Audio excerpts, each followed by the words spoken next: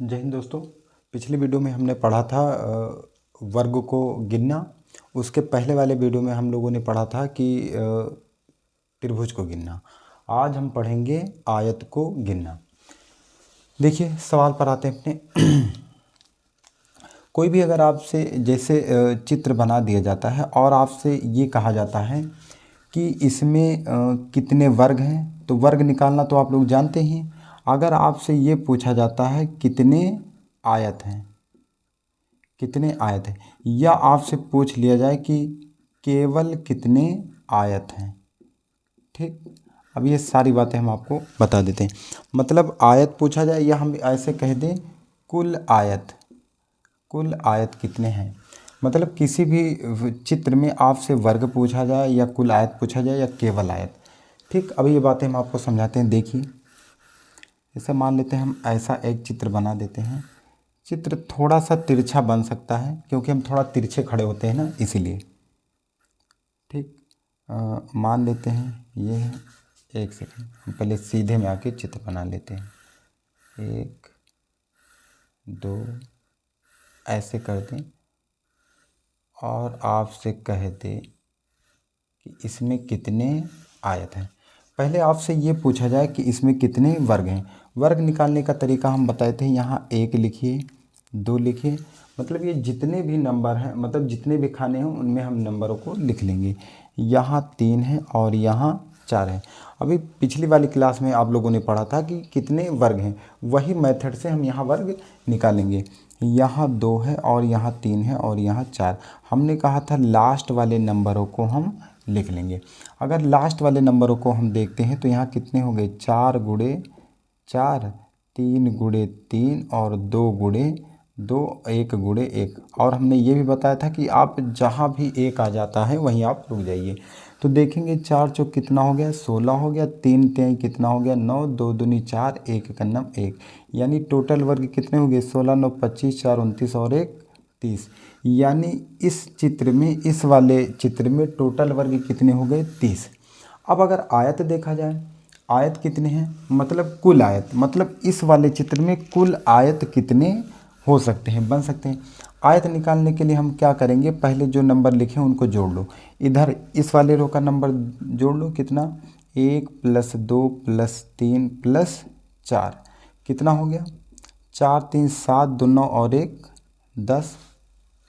इधर वाला भी नंबर जोड़ लो, 1 + 2 + 3 + 4 कितना हो गया, 4 3 7, 2 9 और 1 10। अब क्या करेंगे, इन दोनों को हम गुणा कर लेंगे, यानी 10 गुणे 10 बराबर कितना हो गया, 100। यानी अगर देखें केवल आयत कितने हैं, कितने हो गए, 100, ठीक। देखो वर्ग निकालने के लिए हम क्या करेंगे, पहले 1 2 3 4 इधर वाला नंबर इधर वाले नंबर को ऐसे घटाते हुए रख के गुणा करके जोड़ लेंगे तो केवल वर्ग कितने हो गए, 30। और अगर हम केवल मतलब कुल आयत देखते हैं तो आयत का क्या करेंगे, ये जो नंबर लिखे गए हैं हम इनको ऐड कर लेंगे, 4 3 7, 2 9 और 1 10 हो गया। और इधर वाला भी ऐड कर लेंगे, 4 3 7, 2 9 और 1 10। इधर वाला भी ऐड कर लेंगे, फिर दोनों को गुणा कर लेंगे, वही क्या होंगे, कुल आयत। लेकिन अगर केवल आयत आपसे पूछा जाए तो आप क्या करेंगे, कुल आयत में से वर्ग को घटा देंगे, तो कुल केवल आयत कितने हो गए, 70। कहें सर ये क्या है कुल आयत, कुल आयत का मतलब होगा जिसमें वर्ग भी शामिल है, ठीक। और केवल आयत का मतलब होगा कि जिसे जो केवल आयत है, और वर्ग का मतलब होगा जो केवल वर्ग है, ठीक। स्क्रीनशॉट लीजिए। एक सवाल हम आपको और समझा देते हैं इसी टाइप का, देखते हैं।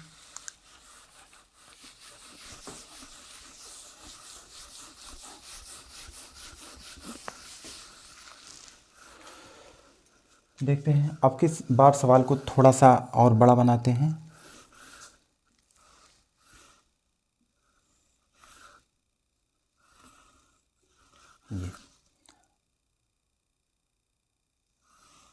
ये एक सेकेंड,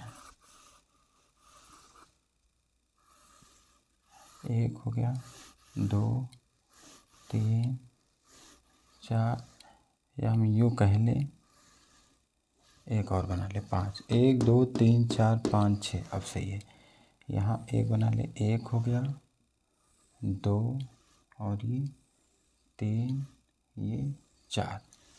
अब इस वाले चित्र में आपसे पूछे कि कितने वर्ग हैं। वर्ग निकालने के हम आपको तरीका क्या बताए हैं। यहाँ 1 लिखिए, 2, 3, 4, 5 और 6। नीचे भी लिखिए 2, 3, 4 और 1 5। ये वाला नंबर उठाइए और ये वाला नंबर। तो यहाँ क्या लिखेंगे, 6 गुणे 5।